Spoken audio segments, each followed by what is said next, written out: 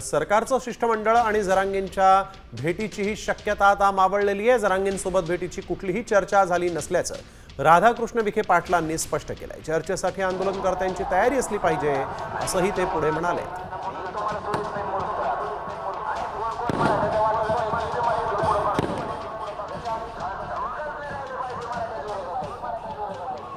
त्या संदर्भात माझी आणि उदय सामंत साहेबांचं आमचे बोलणं झालं नाही।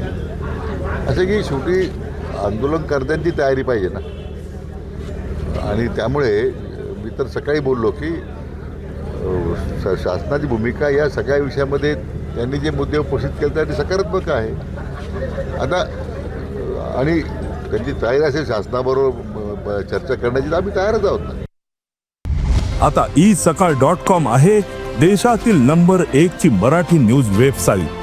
प्रत्येक अपडेटसाठी isakal.com ला नक्की भेट द्या।